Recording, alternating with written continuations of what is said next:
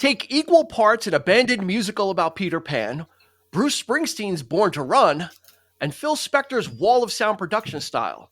Mix thoroughly and throw in an oven at 350 degrees. Take it out, and you have meatloaf. Out of hell.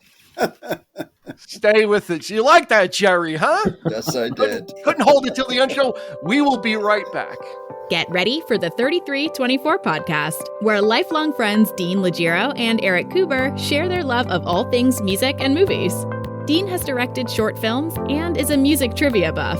And Eric, trained in audio engineering, brings his extensive knowledge of music and film to the conversation as they discuss, debate, and celebrate their favorite albums, films, and much more.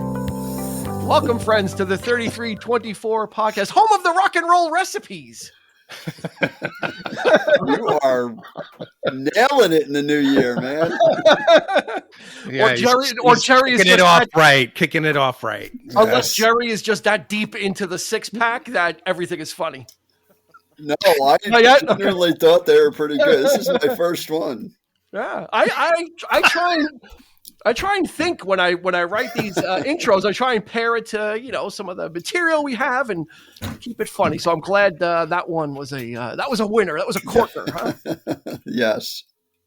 And all of it's true. So this is gonna be a fun episode because this is another one of those albums that has just such a weird pedigree. And it's such a weird kind of a one-off too, a moment in time. But before we do that, Eric, Happy New Year. Happy New Year to you, sir. Yeah, we're entering 2024. Wow. Indeed. The future when we were young, yeah, 4 years ago. flying cars and these Star Trek meals have appeared in a lot of like old sci-fi movies I've been watching, like the years like 2024 and it's like, whoa, we're here, so that's kind of crazy, but still got the same bills as I did in 1995. Yeah. Only they're bigger. Yeah. And we'll save that for another time. But so we're entering our soon to be our fourth year of this podcast. So if you're new to this podcast, if you're listening on one of your favorite podcast providers, go ahead and rate if you would.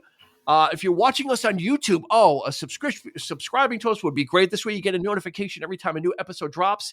And I've been dropping extra episodes on YouTube because we have a lot of episodes that we never posted online. So I'm trying to kind of drop some of those extra episodes. So if you like the video version, give us a like and a subscribe and maybe even a comment on the episode. We respond to the comments as well. So we would appreciate that. Or like I said, your favorite podcast provider, if it has a rating system, go ahead and give us a rating. That helps us continue to rise as we plan our world domination of podcasting in year 4. We're like Pinky in the Brain, right? I say to Eric, what are we going to do tomorrow, Brain? And Eric says everything the same thing we do every day, plan to take over the world. Oh, man. So, we've got two great guests with us here. Of course, Mr. Jerry Sullivan is with us. Welcome Jerry. Back, sir. Happy New Year. Good to see you. Thank you. He's a utility player because he does music and movie episodes. He does both. He doesn't just say, "I'm just doing movies." I got skills. He is well rounded. So, and I love when Jerry comes on. He's the point of view, and it's just always a great fun conversation. Making his like third appearance in like 5 weeks or something. I don't know. This guy's like trying to take over. He's taking over. This seat might be empty one day and be like, hey,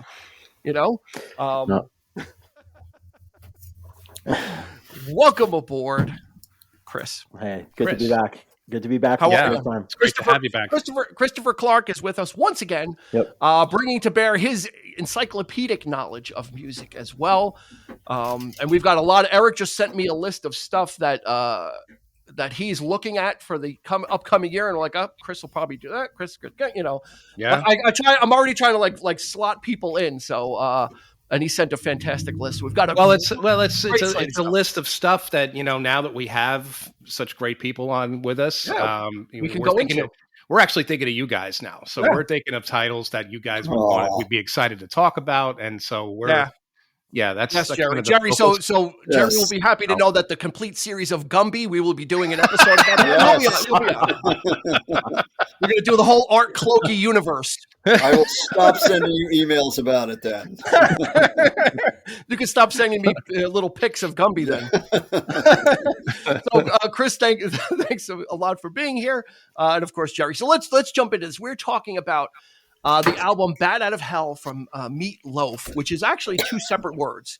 It's not Meatloaf; it's Meat Loaf is the artist's name. This was released in October of 1977. All songs written, which is important, by Jim Steinman. He is kind of the mad scientist behind this whole Meatloaf. Most of the Meatloaf universe is kind of a Jim Steinman kind of creation. Produced by Todd Rundgren, oddly enough. Todd Rundgren is one of those auteurs. He plays all instruments himself. He's in a group called Utopia also at the time, known for his solo work, Hello, It's Me, and Bang on the Drum, and just an all-around who's always into new technology and always pushing the boundaries of recording and of what pop music can be. So they got him to produce it. There were 3 singles released stateside, 5 including the UK, but we'll just do it the 3. You Took the Words Right Out of My Mouth, hit number 39. 2 Out of 3 Ain't Bad, hit number 11. And Paradise by the Dashboard Light also hit number 39. This went to number 14 on the Billboard charts. It was a slow roll, wasn't an out-of-the-gate smash. It went 14 times platinum, though. So that's a heavy hitter, and 43. That's pretty good. 43 million worldwide, Jerry. 43 million copies sold worldwide. I have one of them. And I've got the other from Caldor. Oh, Caldor's was great. That's crazy. That is the fact that you just showed me that just made my day. See that? I love Caldor. A single tear streams down Jerry's face as he remembers the rainbow logo of Caldor. Yes. Anyway, actually, oddly enough, this is the biggest selling album in Australia, I believe, if my research was correct. I don't know why, but this was the biggest selling. This holds the record of the biggest selling album in the country of Australia. So crazy. It knocked out Saturday Night Fever. I mean, Saturday Night Fever was like at that point number 1 there. Yeah. And then they stopped buying records apparently. It's just amazing. This thing is like, it found its audience. It definitely found some. It's like Hasselhoff in Germany. Yeah. Exactly. Yeah. Exactly. So let's do a little brief history. I unpacked a lot in the opening statement. Actually, there's 3 things that really kind of come to play or come to bear on this album, and all of it comes from Jim Steinman, and he is actually listed on the very bottom of the LP, songs by Jim Steinman, and that was a requirement. He wanted his font to be a little bit bigger, and he wanted to actually be on top. And they're like, it's got to be like Meatloaf. It's got to be like a group. And then they put the songs by Jim Steinman, because this is his brainchild. And it started with an abandoned futuristic play that Steinman was working on in the late 60s about Peter Pan called Neverland. And he had this play, and there were 3 songs that him and Meatloaf kind of targeted from that play that were usable in this project, which was Bat Out of Hell. Tell you right now, Bat Out of Hell. It's the first 3, right? I think. No, Heaven Can Wait and All Revved Up. Yep. Were the ones. I think All Revved Up had a different title in the play. Yeah. Yeah, had a different title, but about, futuristic thing about, adapted about Peter Pan, not squarely about Peter Pan, but this album was very difficult, that no one was interested in it. So Meatloaf and Jim Steinman were working on this as early as 1974, 1975 with the project, shopping things around, and rejection. The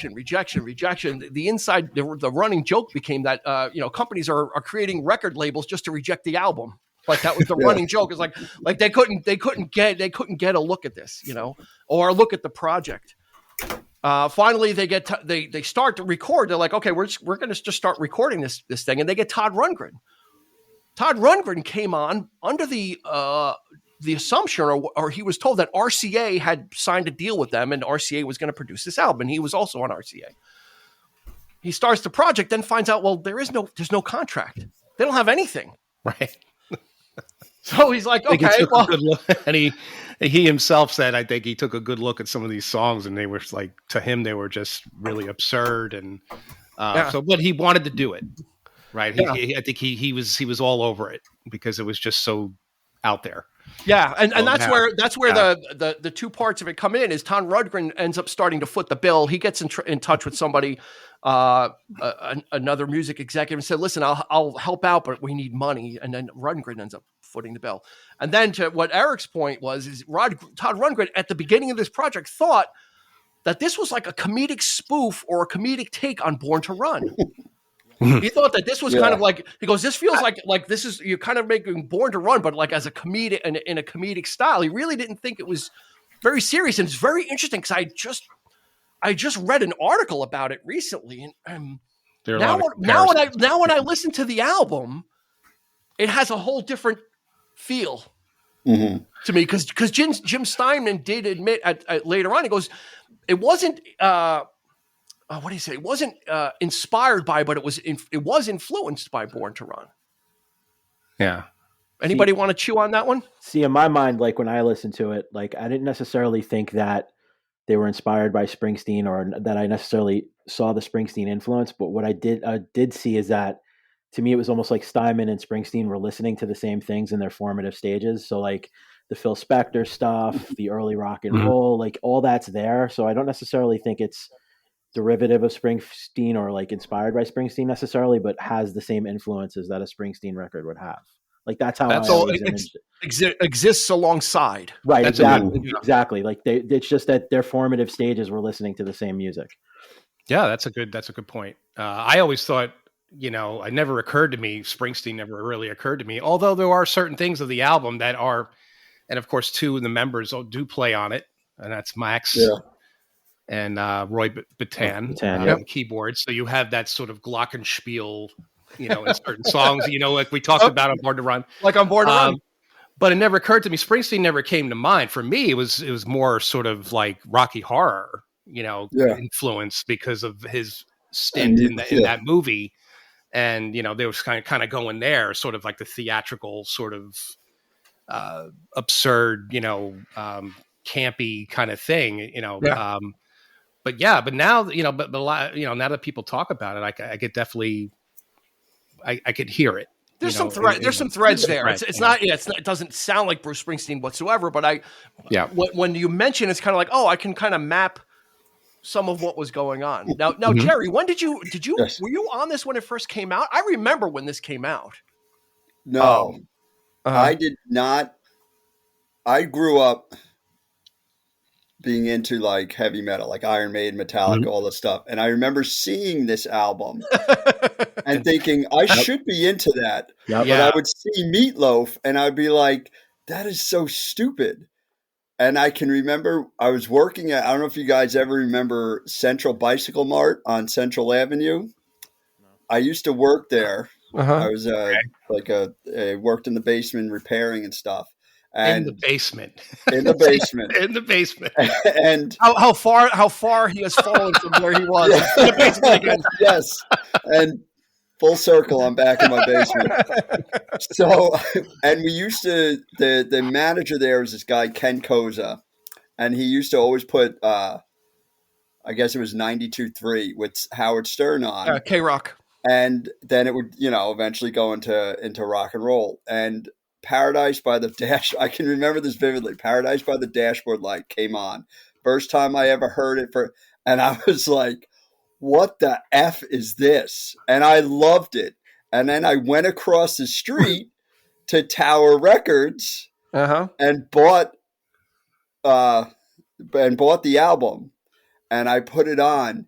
And from those first notes of Bat Out of Hell, I was blown away. Like this as a whole album has become like one of my favorite albums ever because it's such a production. Yeah. Learning much later on about how it was, supposed to be like, a play, you can hear that. Like the Bat Out of Hell starts out, it's like an overture.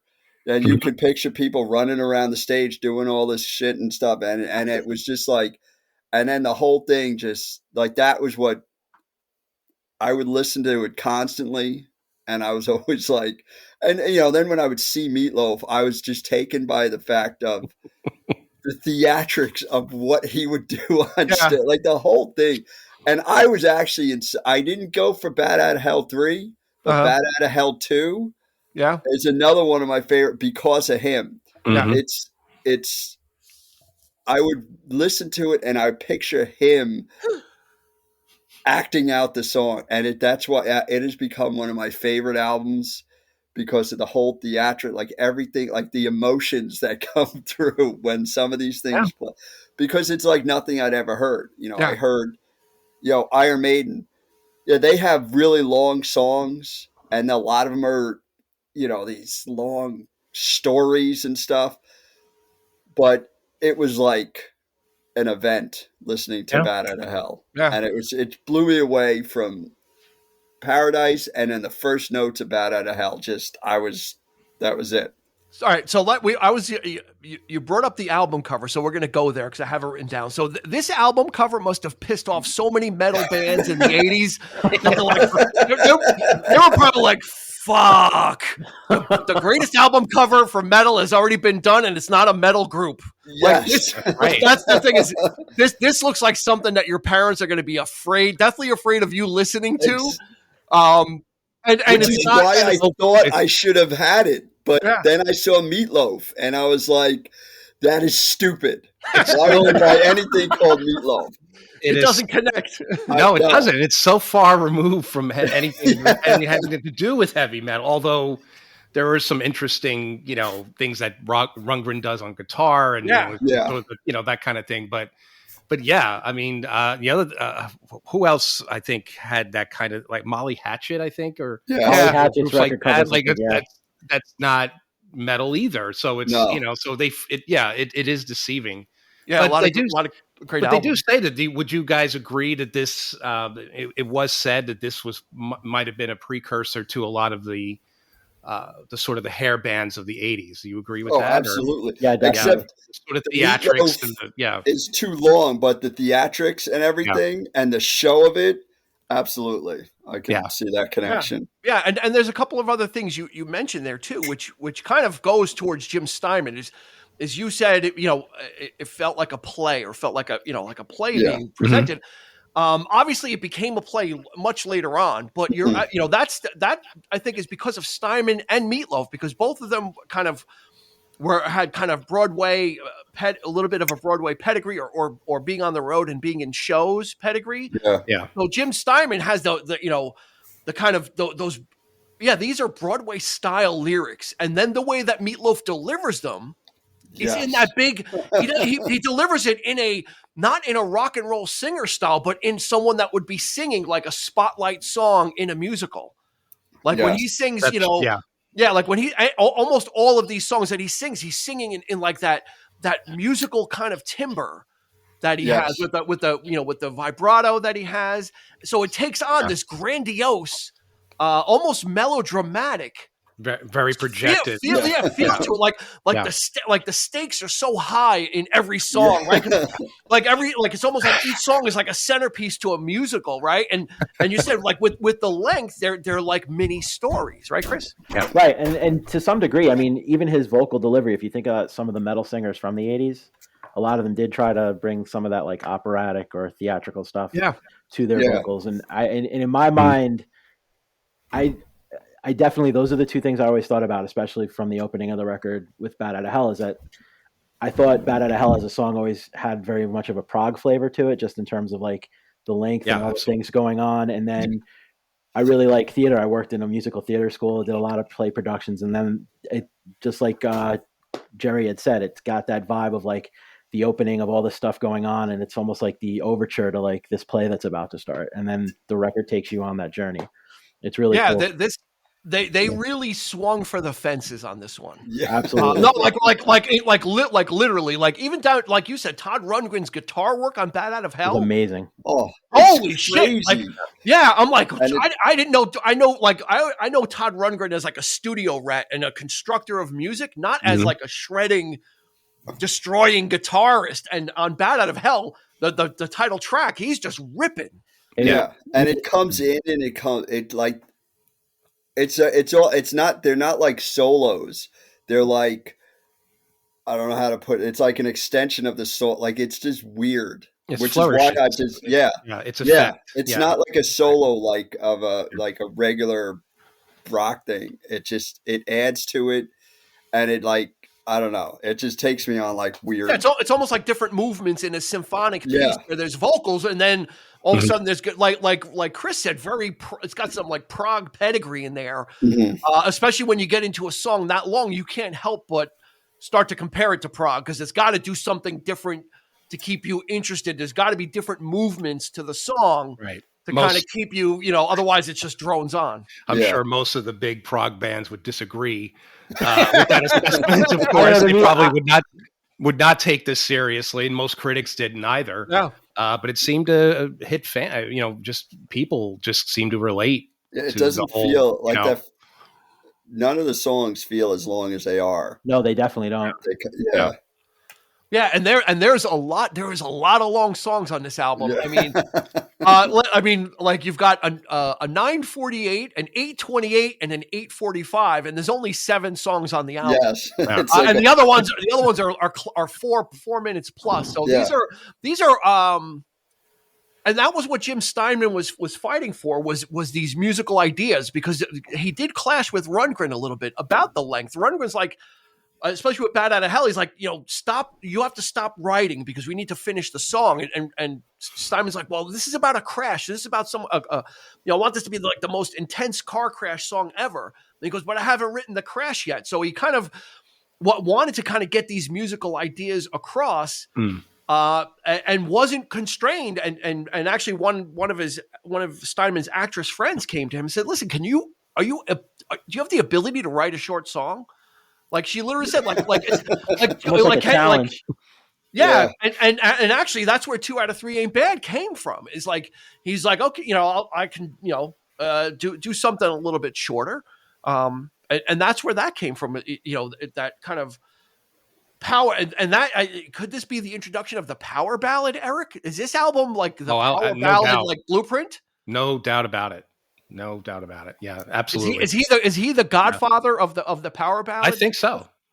And you see it parodied, all over. I mean, even I remember watching a King of Queens episode where Kevin James is doing, like, he's trying to write a song for his ex-girlfriend, and it took, forever, like, to try to get, and he finally did it. And at the end of the episode, in the end credits, they played it like a music video from the 80s, and he's wearing like a cap like yours, Dean, with backwards, the sort of, the Kanga, hat, and the but it was like he's wearing like the Meatloaf, because he's heavy, and he's got the Meatloaf style floor, shirt, flamboyant shirt on, and and he's like, and he's just rocking it, like, and sweating. It carries over, Yeah, the influence is felt far and wide. Oh, absolutely. And if you think about the tracks that Steinman goes on to write later, I mean, you could see the roots of that in this. I mean, he's responsible for like some stuff by Celine Dion and Bonnie Tyler and all these like total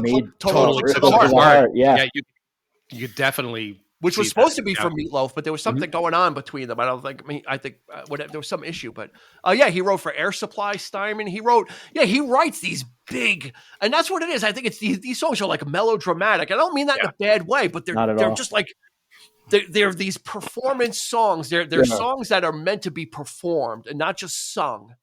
And I think that's what it is. It's theater. It's definitely theater. That's what, like, if you watch the videos, I know some of the videos they made them to look like performance, but I'd watch concerts of him.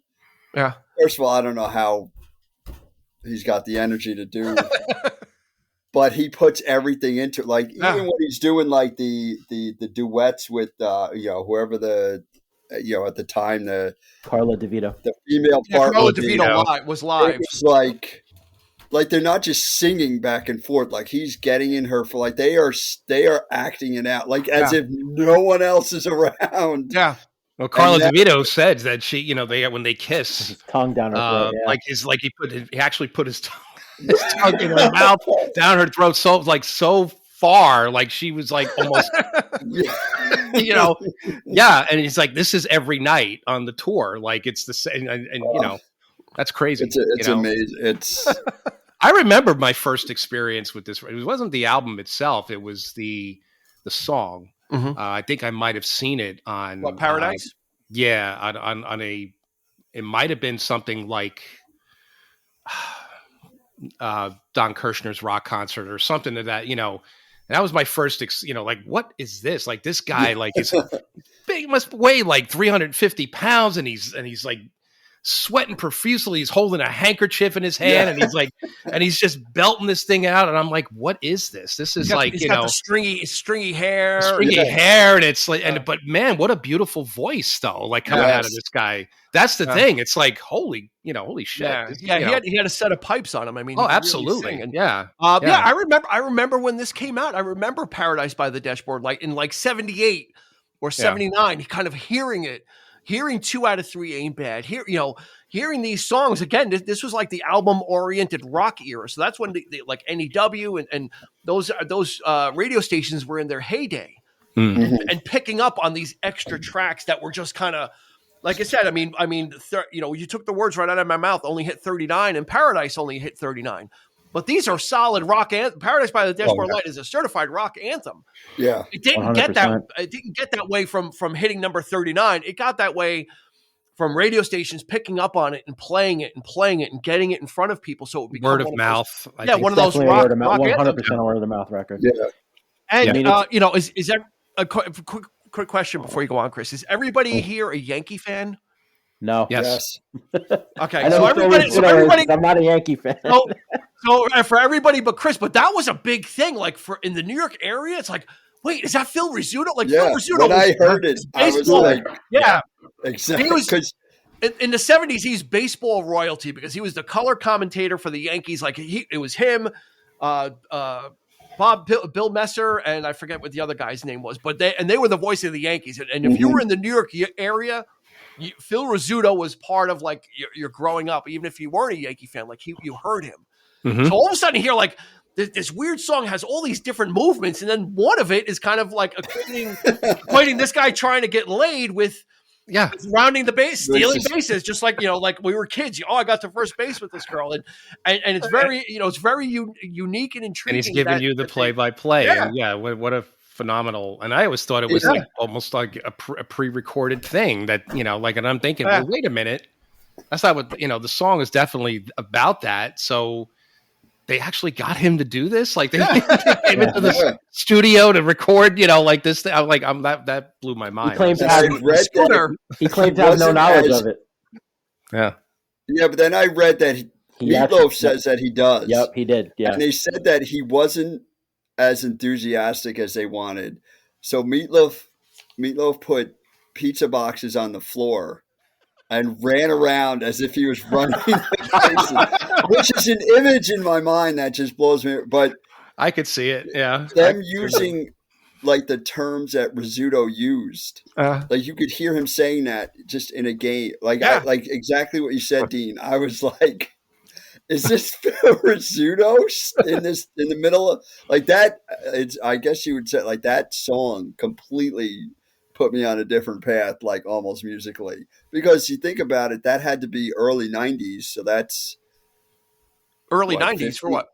When I first heard that song. Okay. So I was going to buy the album like 15 years after or 14 years after it was released, as if it was like, and I'd never heard it. So, I mean, it has like a staying power of, I love listening. I like in prep for this, you read, some of the comments people make about, when you're looking stuff up, like interviews and things, like people are commenting in the chats and all that. It's just so many people making that same, I lost my virginity to this song. And I remember just, effing, my girlfriend. I'm like, this is, for me, it's like, no, this is definitely not what I'd be listening to. If I was getting intimate, like I have other choices in mind, but yeah, it's just, but that's what, that's what appealed people. People kind of just related to that, I just, they can relate to the relationships. They can relate to the young innocence, the innocence loss, or the, finding that first experience, that first love, if you will. Yeah. And Todd Rundgren had a really good quote about it, because he said, everything was written by Jim Steinman. And Rundgren said, he goes, I firmly believe that none of this ever happened to Jim Steinman, but he goes, I could believe that, but he goes, I can imagine Jim Steinman imagining these things happening, via his imagination, like these are idealized versions of like breakups and of romance and tragedy. Sure. Yeah. They're very stylized and very idealized, and so I understand what Rundgren was saying is like, this stuff doesn't happen this way in real life, but you wish it would. You wish that these kind of, that you would, be battling back and forth with your girlfriend over that kind of stuff, like having those dramatic like duets and stuff like that. Yeah, Chris? Yeah. But what I was going to say is like the one thing about the lyrics that I found is like relatable. Like there have been people I'm sure that have fooled around in a car and like and even the song itself. I think I read somewhere that Meatloaf actually related a situation that happened to him as a teenager that Steinman then took and turned it into that song, or like even just some of the more like 2 out of 3 ain't bad, or I think so some of those things though I feel like lyrically, like I feel like we've all felt that way at some time, which is why even as crazy and as absurd as some of the lyrics are, I feel like some of it is a little bit relatable, and maybe is why people connect with it to some point beyond just the music. Yeah, I think because it's so big, because it's so, and it's performed so broadly, that I think it hits a wide swath of people. Right, I think you're hitting a lot of people with it, because it's got the rock and roll underpinnings. It's got great production, and then it's got these big, Meatloaf's like soaring vocals, like 2 out of 3 ain't bad. Oddly enough, in when they released it in Japan, they couldn't release it with the title 2 out of 3 ain't bad. They had to translate it to 66% is good enough. That's it. I'm being serious. Romantic. I'm being serious. That is how they had it. That's how they released it in Japan. That's precise. Is good enough. But I could. Sounds like my work. Sounds like my work ethic. Going back to like what you guys were saying about it being relatable, I don't think I could ever pull off telling somebody, hey, 2 out of 3 ain't bad. But at the same time, I'm sure there have been people that have felt that way. Like, they. Oh, I could see feeling it. Yeah, but not actually saying it. No like way. That song, like I was listening to it on the way home, and I'm like, this is freaking cold, man. Yeah. To be like, you're not finding. One of my favorite lines is the Coupe de Ville at the bottom of a crack. Yeah. I'm like, I wish I had the balls to say this to someone in my life. It's almost self-deprecating too. He goes, because he's kind of saying you're not gonna. I'm not the pot of gold you're looking for. I want you, I need you, but I'm never gonna love you. Like this is just gonna be like a friends with benefits type thing. He was like the first, and it's very It's when you sit and listen to these lyrics, even Paradise by the Dashboard Light, that whole ending part, right? I so great. End of time. It goes, now I'm praying for the end I could end my time with you. So really, it's really very clever with in its storytelling, right? It really kind of resolves, especially a song like that with all these different pieces to it.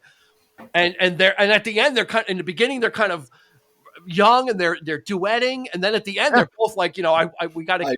I'm done. Well, I think we've all seen that firsthand. I mean, going to high school, it speaks to youth. 100%. And we're all dreamers when we're young, and some people are more, they're more sort of out there with it, or other people are just thinking about it or more introverted about it or something. But it's like, we were all dramatic about it, right? I mean, your first love, your breakup, or whatever. I mean, the notes and I mean, it definitely. There's nothing political about this record. There's nothing. It's not speaking to a generation and talking at you as like you're. No, it's just it's recounting the time. Recounting the time, and when you go back and listen to it, it really takes you back. Yeah, because when I got out of it, when I first heard it, I was in that age. I was it was like just after maybe just senior year of high school. So I related that part. Listening to it now, I'm like, I kind of missed that part of my life. It was so much easier and so much simpler. Yes, it was. Yeah, you can kind of go back. We have to give some props to Ellen Foley. Oh yeah, she is the kind of pillar that Meatloaf is able to lean up against this in her backing vocals too. She's on this out. She's throughout this album. Everybody, the mistake she made, she didn't want to be in the video for Paradise by the Dashboard Light. She wasn't interested in doing it. So they got a singer named Carla DeVito, who then would go out on tour. But in the music video, Carla DeVito is lip syncing Ellen Foley's vocals. So everyone thinks it's Carla DeVito, but it's actually, and she's married to Robbie Benson, by the way, who's the voice of the Beast in Beauty and the Beast. So everyone thinks it's Carla DeVito, but it's Ellen Foley is the one that is throughout this album kind of really also kind of helping to craft the sound with her backing vocals and with that sassy, like, she really needed to be able to match Meatloaf's intensity with her own not the same way, but with like a sassiness almost. She hails from comedy. Yeah. Theater. She did in Night Court. She was on the show Night Court was she time. Really? Oh yeah, yeah, the original. The second season. Wasn't she the original prosecutor? Right? She was yeah, she was before Marky Post. Holy crap! Yep. Yeah. And I did not know that she was involved with Meatloaf. They did some touring together with National Lampoon. Yeah. So there was that's the connection right there. Is the comedic aspect of her doing that kind of stuff, and then her coming onto this, and how do you propose this to somebody? Like, hey, we need you to do this. That comes from them touring together and then working together, and but it's really cool that there's those sort of little bits of like comedic elements to it in a sense, because that's like Dean would pointed out, that sassiness comes through, and it's definitely there. So you definitely but Carla DeVito might have brought something different to the live show, live performance, more sensuality, a little more rock and roll. Yeah, that too. Let's talk a little bit about the track. You took the words right out of my mouth, because that's where the Phil Spector. If anybody's wondering, like, what is the Phil Spector sound? Because we've mentioned Phil Spector on many different episodes, and he seems to keep coming up as much of a dirtbag and a deplorable human being he is. Honestly, he really is. But during the 60s, he created a sound that is often imitated, many times duplicated, rarely eclipsed, except for by Brian Wilson, of course. But if you listen to, you took the words right out of my mouth, and you're wondering, what is this Phil Spector sound? It's that. First of all, anytime you hear a song that has a breakdown that goes dun, dun, dun, ba, that's Phil Spector. That's Be My Baby. That's the Ronettes. It's everywhere. Even as recent as Eric and I, we did the Lord Huron album, Long Lost. It's in there. They're even calling back to Phil Spector. So it's a certain kind of sound, and it's called the Wall of Sound. And I never noticed it until I read about it, like, the Phil Spector-ish, and I went back and listened. I'm like, oh my God, it's like staring me right in the face. Like, how did I not pick up on that? And it's just like that lush for that song. So I'm glad that Todd Rundgren was able to pick and choose different influences and put them where they needed to be. Like, and to get that drum sound. Like a song like Heaven. Yeah, exactly. Yeah. And a song like Heaven Can Wait would not benefit from that. That's like the solo song of like the main character in the musical with just a lonely piano, and just a spotlight on them. Exactly. So I like that the influences were used sparingly and in the right way, and not too much, because you could almost eclipse Meatloaf. And the whole point is this guy's voice is putting the right instrumentation or arrangements around it when it's appropriate. And, because he can match it. He can go toe to toe with a big production at that time, at least, before his voice started going. And then the other thing about it that I read today that I never really noticed before, and I started to think about, they said something I read said that the chords that song are built around are the same chords as Bob O'Reilly underneath, and then they put everything else on top. So then I had to like sit there in my head and listen to the chord changes. I'm like, because I couldn't hear it. I'm like, how is that even possible? But apparently was one of the influences as well. Yeah, and also the Eagles make an influence on 2 Out of 3 Ain't Bad. Yep. Todd Rundgren was like, the Eagles were very big at the time. So we kind of took took some of the Eagles influence and sprinkled it in 2 Out of 3 Ain't Bad. So if you kind of listen to it, and I don't know if that's the Mandela effect, if they're telling us to listen to something and then we're finding it because because they're telling us that's what it should be. You know what I'm saying? Yeah. I don't know if I'm too easily swayed by reading that and then That listening to it and then saying, okay, that's what it is. I mean, I think with that, I hear it. I hear it in the bass line for 2 Out of 3 Ain't Bad. It's very Eagles-ish. But when I watched that documentary that they told about the album, and when Rundgren said that, I was like, that was the first thought in my mind. I was like, I don't hear that at all. Even now, after I've heard him say it, I can't picture that. I think he might have been referring to that. I think there's some comments made by the harmonies could be, just sort of piano, like and the piano's very Desperado. There's a definite lushness to harmonic voices when they come together like that, and such a big production.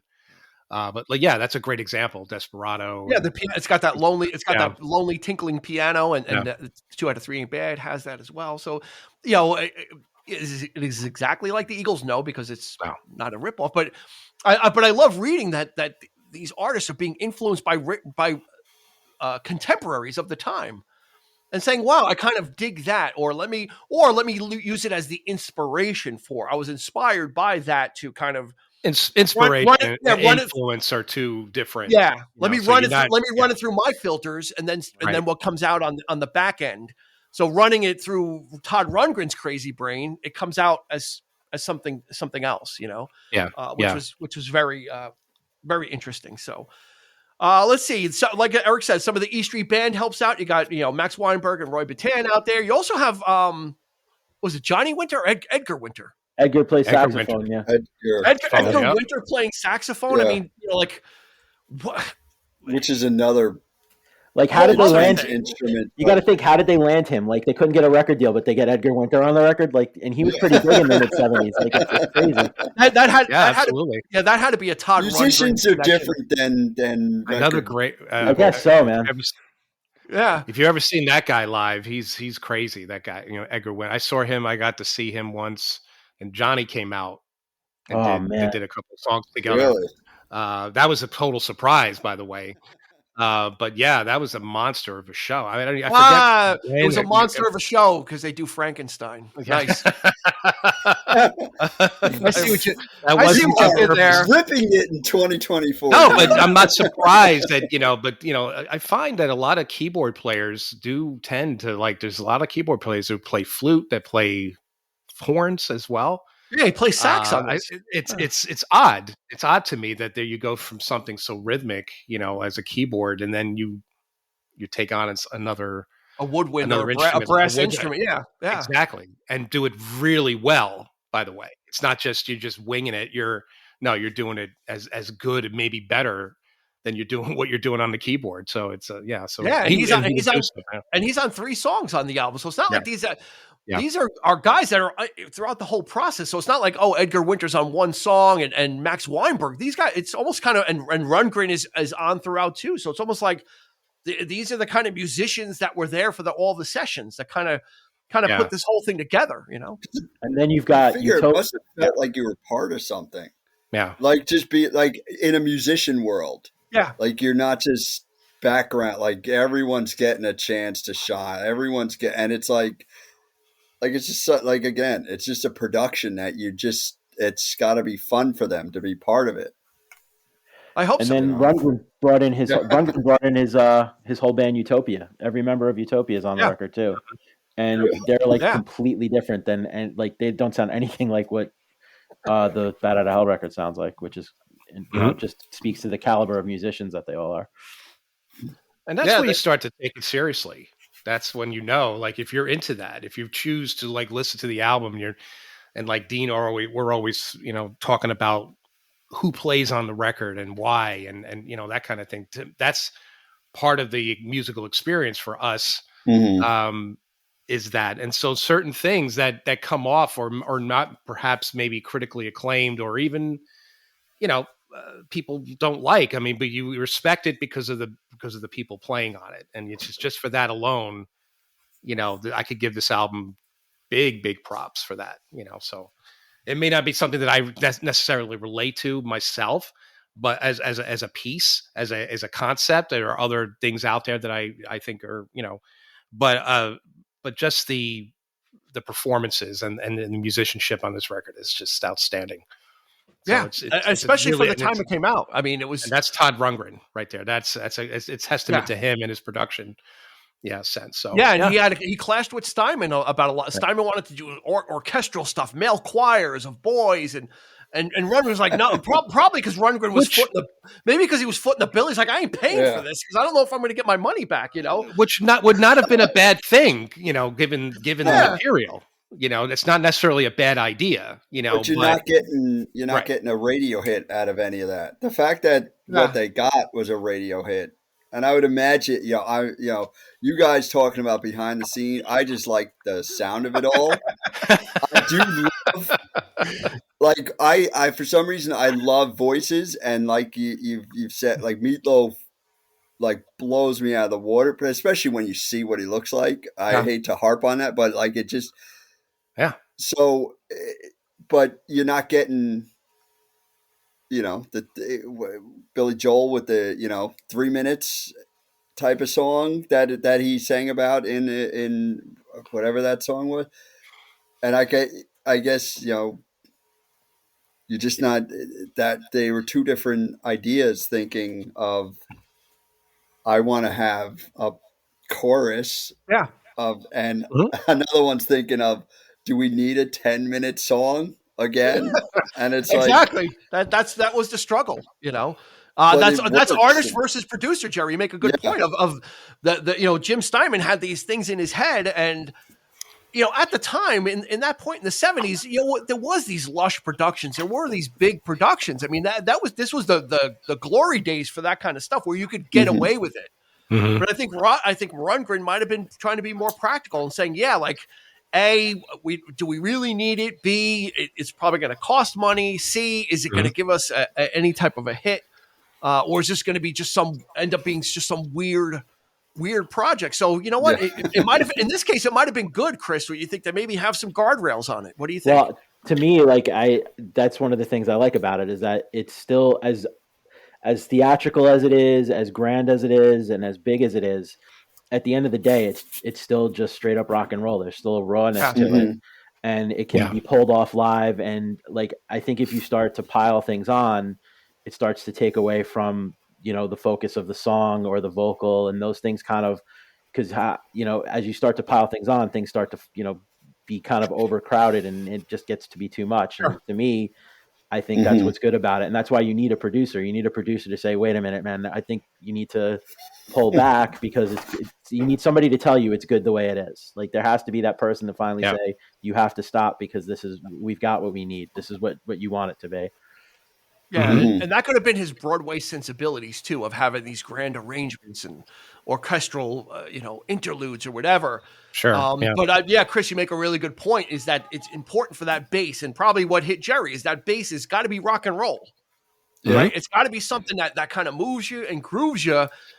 Because if you're going to be in it for 8 minutes, if you're going to be in it for 9 minutes, it can't be freeform jazz, just kind of going off into, that is a different segment of rock and roll. And that's not what this is trying to be. This is trying to be theatrical, like rock and roll with a theatrical spin and a theatrical bend to it, which is something different than prog. And it speaks absolutely. And it does speak to the fact that they were able to, when they, instead of doing demos, they would perform this for record company executives. And the fact that they were able to just do it with a piano and a vocal speaks to the fact that these songs can stand on their own without all of that window dressing to go around it. So yeah. So, and this was kind of like lightning in a bottle because Meatloaf would have a couple of albums. In the 80s, he would he would hit a dry spell. It wasn't until he put out Bat Out of Hell 2 that he had I Would Do Anything for Love, but I Won't Do That, which kind of relaunched him. So it seems that, he was kind of toiling. He was doing, he was acting, of course. He was in Fight Club. He was Robert Paulson. From what I read, he actually helped David Fincher edit Fight Club. He was in the editing room giving him advice and helping him. I didn't know that. From what I read. Yeah. I'm like, okay, wow. Meatloaf's got he's got some multi talents there, just besides the big man boobs that he has in Fight Club. in Fight Club. So yeah, I mean, he kind of had that wane in the 80s where people had moved on from this kind of music. You know, the 80s did not have the theatrics. The 80s was the Hairspray and the DX7s, and you know, this kind of stuff was aged out, I think, pretty quickly. But it looks like in the 90s, it was able to kind of, with the advent of like the Celine Dion's and those type of singers, that Meatloaf was able to sneak back in again and kind of recapture some of the magic for Bat Out of Hell 2.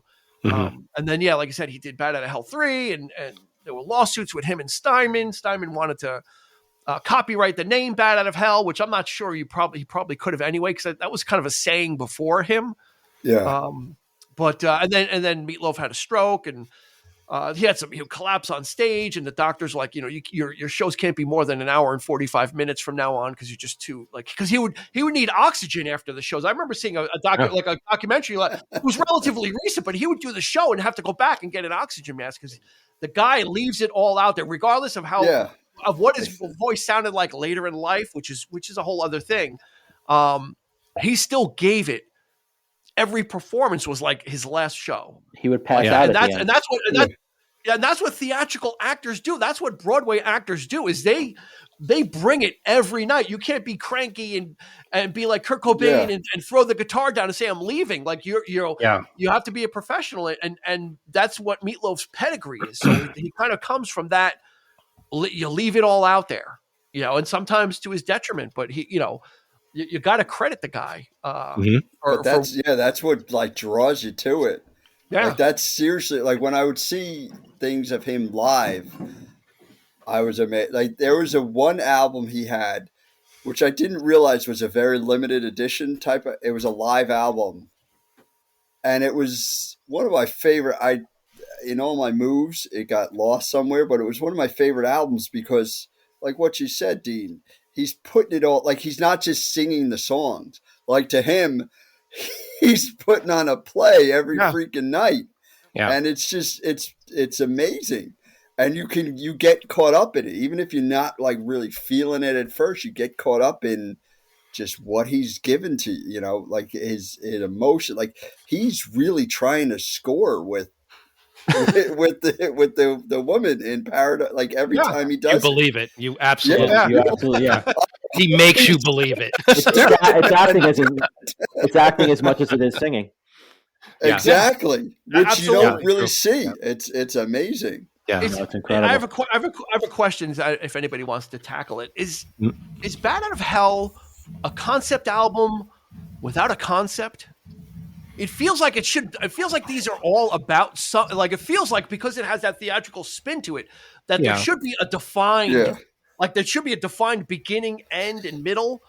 And it feels like these things are all part of something, but I can't figure out. Thematically, I think it's theme to it. Yeah, it speaks to youth and innocence. I don't think it's a concept. There's no like set. It's not like a rock opera per se where there are characters. But it almost is, right?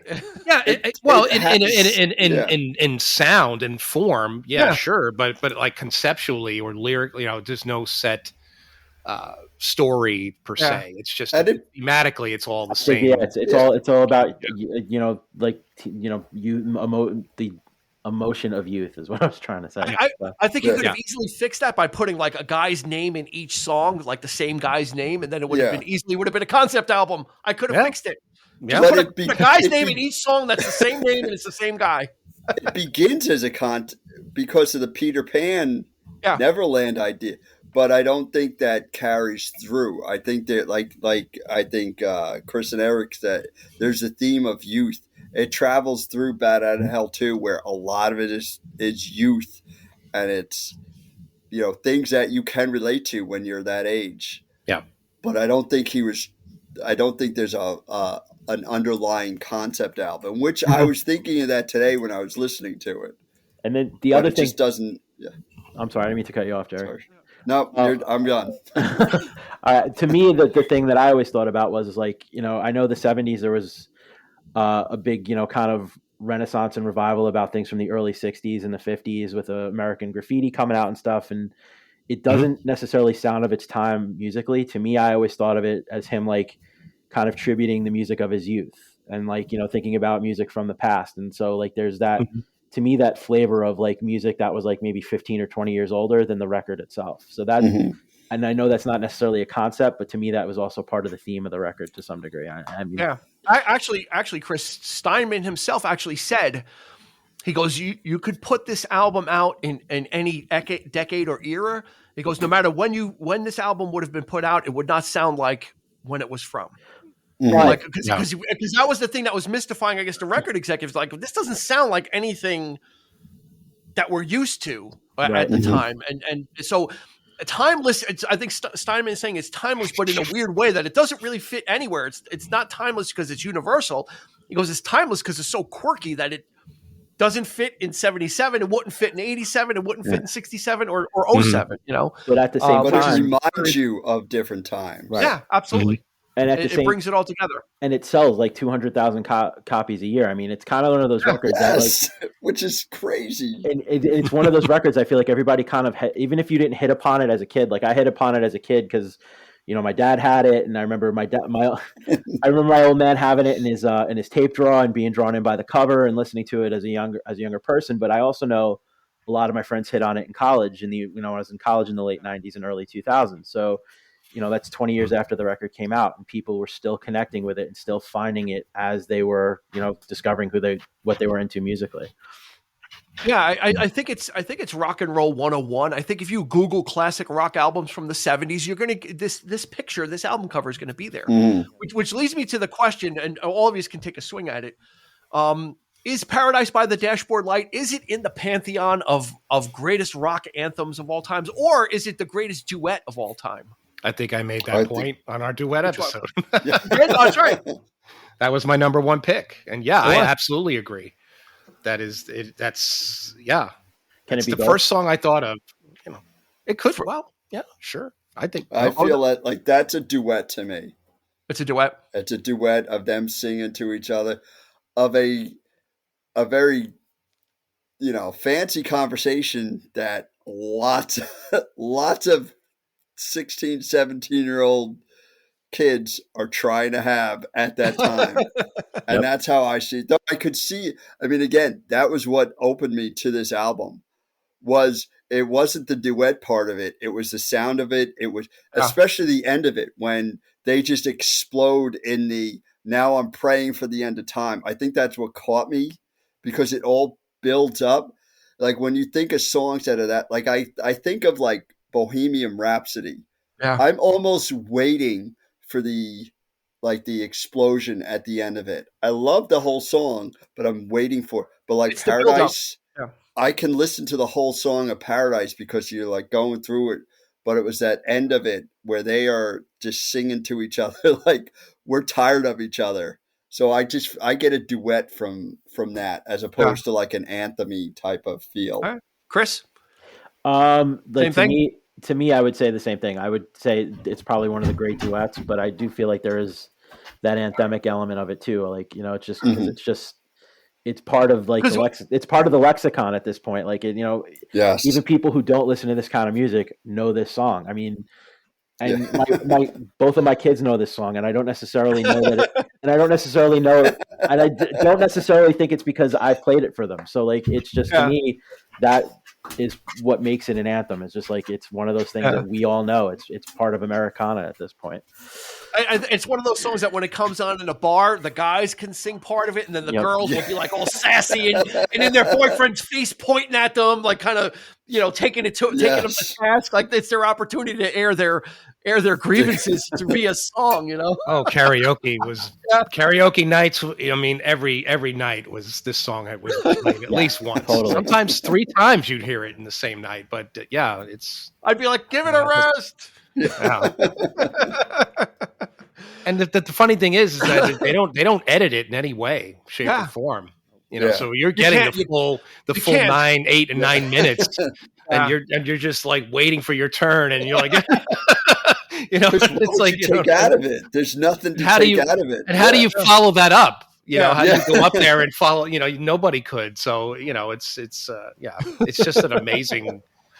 And again, like Chris pointed out, you don't have to even like the song or even, but to acknowledge its its presence and its greatness, and it just is it? Let me ask another question. Just kind of came to me, and this might be a bold statement, but is it as an epic creation in its own world? Is it as epic as something like Stairway to Heaven is, or Bohemian Rhapsody is to Queen? Is this as epic? Like, it doesn't have that type of pedigree where it's this, like, because Jerry made a good point about Bohemian Rhapsody, and this song kind of builds to that too, and it's got all the movements. Stairway to Heaven is the same thing. It's got all these different movements and builds to a crescendo. Can this swing in that same batting cage as those type of songs when it's put in that type of perspective, or is this overblown? It's a different subject matter, which I think changes the energy of the song. It does. Because you listen to Bohemian Rhapsody, listen to Stairway to Heaven, like, you're getting a different feel. You listen to Paradise, and right away you're thinking, I hope this guy gets laid. So it's like that changes it. But I do think for Meatloaf, it is in that same route. Like, you do get that same, at least I do. I get that same feel. Like, this is his. We're going for it for 9 minutes, and it's going to explode at the end, and it's just going to be fun. And yeah, I get that same thing from Stairway to Heaven, and also Bohemian Rhapsody. Yeah, Baba O'Riley. I mean, I think a lot of these songs have the same type of structure to them. Yeah, they're all vastly different, but they all kind of have a build-up, whereas Paradise is actually the build-up of the story.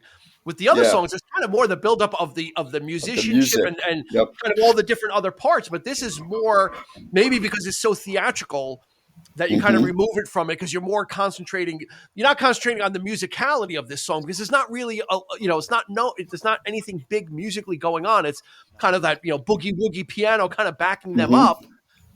It's the epicness of the relationship, like Jerry said. It's the epicness of the stakes are so high of these young people, of these young people sorting through this relationship, or the guy trying to get to as many bases as he can. But I think it stands as it's theater. You definitely see this like in a theater, going to see like a play, or even or in concert. It works in both a stadium or an intimate, like sort of like off Broadway thing kind of thing, and it just. You immediately go there because it has that sort of the act where it's not like a grandiose operatic thing like Supper's Ready for Genesis. It's like 25 minutes and it's like the apocalypse and 9/8 and all that kind of thing. This is like very relatable. It's very sort of. I think another somebody brought up Billy Joel. I think Jerry brought up Billy Joel, and I think a song that might kind of in the same vein is Scenes from an Italian Restaurant. I mean, that to me is kind of the same in that kind of same. Yeah, you're absolutely right. Vein up there, so like it builds to something, and it's like, it's telling a story about a couple, and Yeah. I guess the question is, okay, so let's take that. Scenes from an Italian Restaurant, Paradise by the Dashboard Light, Baba O'Riley, Bohemian Rhapsody, and Stairway to Heaven. Would all of those fit on a playlist? If someone played those for you, would you get the theme of what they were playing you?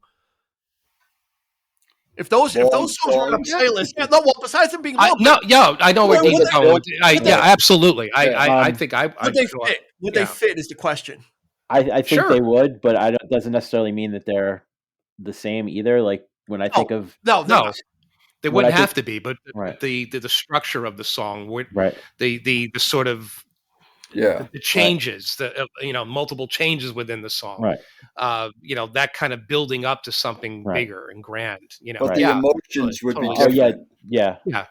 And I think what makes a song like Baba O'Riley or Stairway to Heaven so grand is to me, it's more of the playing, like, Keith Moon's drums or Jimmy Page's guitar, whereas different reasons.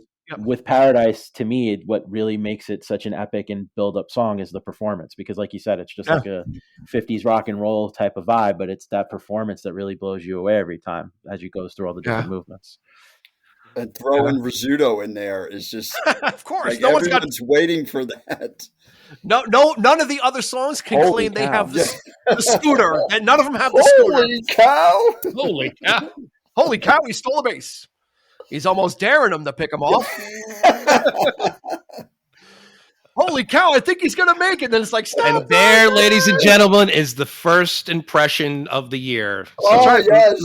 Kudos to you, Dean. Yes. There it is. It has to be. It has to be. Who would have thought in all movies and music that we do that would be fucking Phil Rizzuto that would be the first impression of the year. He gets the Golden Glove. There you go.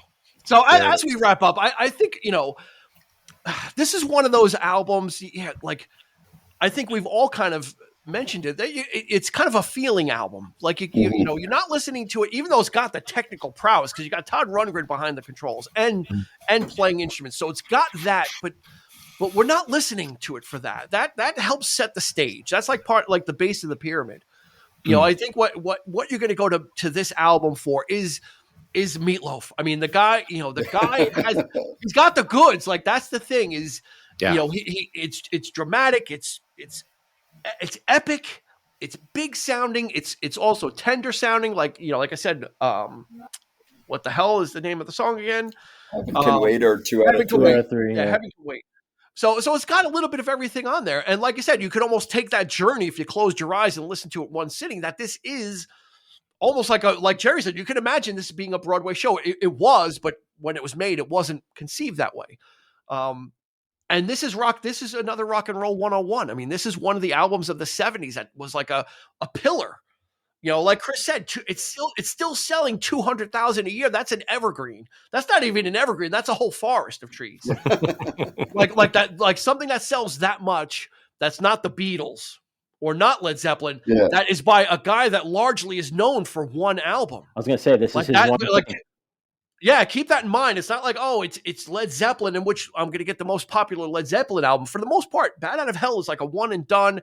Because like I said, he went through the 80s with not a lot going on and then kind of resurfaced. But this one, at that time in rock and roll, I remember it was like kind of like you had Foreigner, you had Styx, you had all, and Meatloaf was it. Like you had this was like the major leagues of rock and roll in the 70s. Of all these, Heart was in there. All these artists were just in there kind of like pounding away at things and just putting out their best stuff. And Eagles, I mean, it's such a great time to be alive for that music to be out when you're aware of it. And that's what I remember. I remember when this came out, and I remember it playing and blasting. And it was just one of those special ones, like Eric said, that make up the patchwork of our lives, of our musical lives, and it occupies a special space. And hopefully if you've listened to the album, that we've done it justice, and you feel the same way. If you haven't listened to it yet, it's on the streaming, it's on all the streaming services. So you can absolutely check it out. It sounds great. So but if you're into the musical part, you're going to hear some great arrangements. There's a lot of ear candy to dig into, but on top of that is Mr. Marvin Lee Aday, also known as Meatloaf, who kind of really stands on the shoulders of Jim Steinman. But they were equal partners; they were collaborators in that aspect. Even though Meatloaf didn't write the stuff, he was a part of that process, a part of that collaboration of them two as a pair, presenting this material. That Meatloaf is the voice for Jim Steinman, because Jim Steinman, he does the weird thing in the beginning, would you give your jaw? Yeah. He's that dramatic on a hot summer night. Yeah, I bet you say that to all the boys. I'm like, but you know what? It needs to be. That's almost like a palate cleanser, because Bat Out of Hell is so long that you almost need something that corny to kind of clear the plate, and then you kind of get onto the rest of the album. Apparently, the guy that signed him, that's one of the guy that signed them. That little intro is apparently what sold him on the record. He's like, okay, really? That from what I was reading, that's something that random and silly, but yeah. For me, that's where the sort of the Rocky Horror vibe comes in. Yeah, sort of like that. So when you first hear it, you're like, oh, that's it. For me, it immediately took me there. But a little bit of camp. It's got a little bit of camp. It did always stick out to me why it said whatever songs by Jim Steinman. Like, I didn't learn about that till much later. Like, I was always like, because I know there's always a writer. Like, I'll go back to like Iron Maiden. Most of the songs are written by Steve Harris. Like, there's always one like main writer, and I was like, why does this guy like? That's another thing that made it seem like more than just an album. Was there's got to be a reason why this guy's name is written there as the writer. It wasn't until much later that I realized that they were like partners. Yeah. But it's like, Did you find that disappointing though, when you found out that it was Meatloaf himself that wrote Not at all. No, because I'm used to like there being a main writer, and typically it's the lead singer that is the face or like the energy of a band, and I'm used to that. And it's like, that's just kind of the world. But to know that they were partners, it actually kind of made it a little different, even though I know they had their issues. I was like, that's pretty cool that this is coming from one, I don't know. It was a different thing for me to. Well, I think it's one thing to write a song, but to write a song for that partner, because that you're going to deliver. Yeah. It's that's Elton John and what was Bernie the guy's Taupin. name? Bernie Taupin. Yep. Townsend and Daltrey. It's different than like when you take the boy bands and you have the guy that's just like, throwing out all the different songs for it is a different energy. And that's why it wasn't like, I actually I liked it because they were working together. It was like, was a collaboration. So. Yeah. All right. I think that's a great place to leave it. Chris, you have any closing thoughts? One thing I wanted to add to is if anybody can, you can find them. If you go onto YouTube, as great as the record is too, watching some of those live performances from the 70s, so you can see what we're talking about. He's got he's got a cooking band behind him. He's got Bruce and Bob Kulick, who are both associated with the band Kiss, and he's Carla DeVito. If you can find them on YouTube, like to just get that extra added vibe of what we're talking about. Absolutely. Check out those performances. Yeah, and like I said, it's available on streaming. It's not available at Caldor anymore, Jerry, so you can't get this at Caldor, unfortunately. If anybody's watching on YouTube, you're seeing the Caldor Section G, which is I think $7.99. Remember, you used to have to look at the letter to see what the price was because they never put the prices. But it is available on all streaming platforms, so you can go check that out. So that's going to do it for this episode of the 3324 podcast. If you made it this far, thank you so much. Again, if you're watching us on YouTube, go ahead and like and subscribe. If you're finishing up on Spotify or any of your podcasting platforms, go ahead and give us a rating, a review, or follow. And this way you get notified when there's new episodes that come out. And hopefully you'll see more of our smiling faces if you're watching us on YouTube. So, Christopher Clark, thank you so much, sir. Thank you for having me again. For appearance number 3. He's got the hat trick in right now. So yes, I do. Yes. We don't have robes for 5-timers though. I just got to let you know. Okay. Jerry Sullivan, of course, thank you so much. Always a pleasure. Always a lot of fun. Thank you very much. It's a great time. And again, thank you to everybody that's checking us out. If you're not doing anything and you're on social media, we've also got a great group on Facebook. Almost 500 members. We're one away from 500. So you could be the 500th member if you get there quick enough. But go ahead and find us on Facebook at 3324 Podcast. A great group. Christopher posts there quite often. A lot of great stuff. A lot of great community members that really enhance what we hope the podcast experience is.